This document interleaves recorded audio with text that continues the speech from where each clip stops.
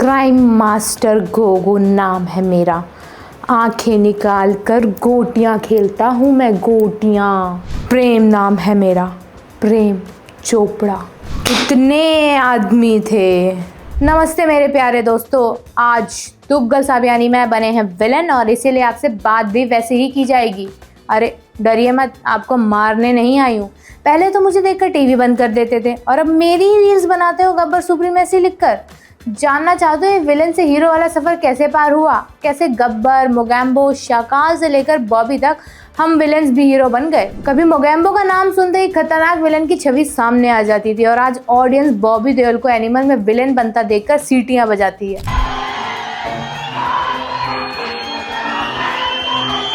आखिर ऐसा क्या बदल गया, कैसे बॉलीवुड का विलन डर से स्वैग तक का सफर तय कर गया। हाय, मैं हूं अनु और आप देख रहे हैं बजट बट्टू एंटरटेनमेंट पर मास्टर शॉट। 70 से 80 के दशक में हिंदी फिल्मों के विलन वो होते थे जिनमें अच्छाई का 1% भी नहीं होता था। उनके किरदार का नाम भर सुन लेने से ऑडियंस घबरा जाती थी। पहले विलन का किरदार निभाने के लिए एक्टर्स जल्दी तैयार भी नहीं होते थे, मगर अब के समय में फिल्में देख ली जाएं तो कभी कभी ये समझ ही नहीं आता कि हीरो कौन है और विलन कौन है। तो क्या बॉलीवुड में केवल सुपरस्टार विलन ही बच गए हैं? चलिए बताते हैं कि ये हुआ कैसे। बॉलीवुड के गोल्डन एरा में विलन का मतलब था प्योर इविल। दर्शक थिएटर में विलन को देखकर डरते थे, गालियां देते थे और उनके खत्म होते ही राहत की सांस लेते थे। प्राण इस दौर के सबसे बड़े विलन थे। उनकी इमेज इतनी डरावनी थी कि लोग असल जिंदगी में भी उन्हें शक की निगाह से देखते थे। जंजीर में उनका शेर खान वाला ग्रे शेड किरदार बाद में आइकॉनिक बना, लेकिन शुरुआती फिल्मों में प्राण का नाम आते ही लोग मान लेते थे अब कुछ गलत होने वाला है। फिर आते हैं अजीत, अपने स्टाइलिश डायलॉग्स और खास अंदाज के लिए मशहूर। उनका लेजेंडरी डायलॉग मोना डार्लिंग आज भी मिमिक्री में चलता है। लेकिन इस दौर का असली सनसनी था शोले का गब्बर सिंह, जिसे निभाया था अमजद खान ने।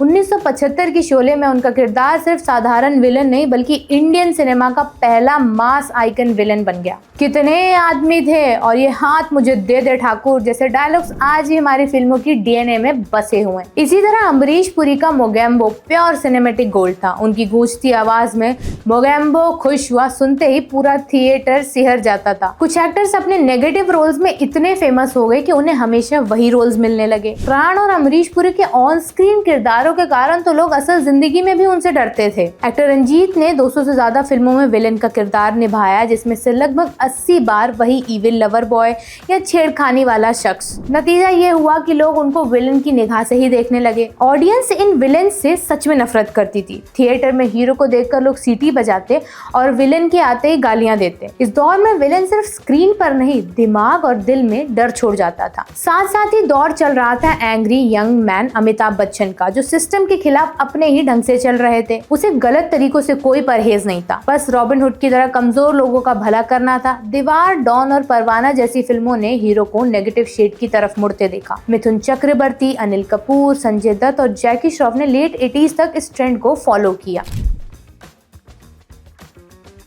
90s के आते आते बॉलीवुड की ऑडियंस बदलने लगी थी। अब लोग सिर्फ हीरो और विलन के बीच का संघर्ष नहीं बल्कि विलन की कहानी और उसका दर्द भी समझना चाहते थे। यहीं से शुरू हुआ प्रॉपर एंटी हीरो एरा। 1993 में आई खलनायक ने इस ट्रेंड को मजबूत कर दिया। संजय दत्त का बलराम ऐसा किरदार था जिसे कानून के हिसाब से विलन माना गया, लेकिन उसकी बैक स्टोरी और मासूमियत ने दर्शकों का दिल भी जीत लिया। गाना नायक नहीं खलनायक हूं मैंने साफ कर दिया कि अब विलन भी फिल्म का असली स्टार हो सकता है। इसी दौर में शाहरुख खान ने नेगेटिव रोल्स में धमाका किया। बाजीगर, डर और अंजाम में उनका ऑब्सेसिव लवर वाला अवतार ऑडियंस के बीच बिल्कुल नया था। डर में राहुल का आई लव यू खा किरण डराता भी था और साथ ही एक अजीब सी सिंपैथी भी दिलाता था। बाजीगर में एसआर के ऐसे एंटी हीरो थे जो हीरोइन से प्यार करता है लेकिन बदला लेने के लिए उसे भी खत्म कर देता है। इस दौर में विलन अब सिर्फ बुरा नहीं रहा, वो ग्रे था, उसकी भी एक कहानी थी, उसके कर्मों के पीछे वजह थी। ये वही समय था जब सारे बड़े सितारों ने नेगेटिव रोल्स ढूंढने शुरू कर दिए, क्योंकि अब विलन भी ऑडियंस का फेवरेट बन सकता था। 2000 में आते आते बॉलीवुड के विलेंस ने नया अवतार ले लिया। अब वो सिर्फ डराने वाले नहीं रहे बल्कि स्टाइलिश, स्मार्ट और चार्मिंग हो गए। ऑडियंस ने उन्हें सिर्फ हेट नहीं किया बल्कि सेलिब्रेट करना शुरू कर दिया। इस बदलाव की शुरुआत हुई सैफ अली खान के लंगड़ा त्यागी से फिल्म ओमकारा में। ये पहला ऐसा रॉ विलन था जो शेक्सपियर की ओथेलो की लागो से इंस्पायर्ड था। लंगड़ा त्यागी की चालाकी, ह्यूमर और स्टाइल ने विलेन को नया स्टारडम दिया। इसके बाद धूम 2 में आए ऋतिक रोशन, शायद बॉलीवुड के सबसे glamorous villain. Charming thief, mind blowing stunt और सुपरस्टार एंट्री। ऑडियंस इस विलेन को देखकर डरती नहीं थी बल्कि उसकी स्टाइल पर फिदा हो जाती थी। यहीं से विलेन बॉक्स ऑफिस पर भी हीरो जैसा बिजनेस करने लगा। वहीं 2012 में आई अग्निपथ में ऋषि कपूर का रौफ लाला वाला किरदार। इस फिल्म में एक्टर ने अपने इमेज से बिल्कुल उल्टा रोल किया। कोल्ड ब्लडेड, रथलेस और लोकल माफिया का डर ऐसा था कि स्क्रीन पर आते ही माहौल बदल जाता था। ये विलेन पुरानी दिनों की याद भी दिलाता था और मॉडर्न एरा की ब्रुटैलिटी भी। फिर आते हैं रणवीर सिंह पद्मावत में। उनका अलाउद्दीन खिलजी प्योर इविल था, लेकिन इतना मैग्नेटिक और एंटरटेनिंग कि ऑडियंस डरते हुए भी क्लैप और विसिल करती थी। गाने जैसे खलबली और उनका पावरफुल स्क्रीन प्रेजेंस साबित करता है कि अब विलेन भी फिल्म का असली हीरो बन सकता है। आज के ज़माने में विलन बनना कूल हो गया है। ऑडियंस अब ऐसे कैरेक्टर्स को पसंद करती है जिनमें ग्रे शेड्स हो, जो परफेक्ट हीरो नहीं बल्कि रियल और कॉम्प्लेक्स हो। इस बदलाव की सबसे बड़ी मिसाल है पठान में जिम का किरदार निभाने वाले जॉन अब्राहम। ये किरदार नेगेटिव था, लेकिन उसका स्टाइल, फिजिक और पावर इतना आइकॉनिक था कि कई बार ऑडियंस हीरो से ज़्यादा विलेन के लिए सीटी बजा रही थी। फिर आते हैं बॉबी देओल एनिमल में। सरप्राइजिंग फैक्टर ये था कि बॉबी का विलेनियस कैरेक्टर अब्रार बिना एक भी डायलॉग बोले सोशल मीडिया स्टार बन गया। उनकी बॉडी लैंग्वेज, इंटेंसिटी और एक्सप्रेशन ने इतना असर डाला कि साइलेंट विलेन का ट्रेंड वायरल हो गया। ऑडियंस उन्हें हेट नहीं बल्कि एडमायर कर रही थी।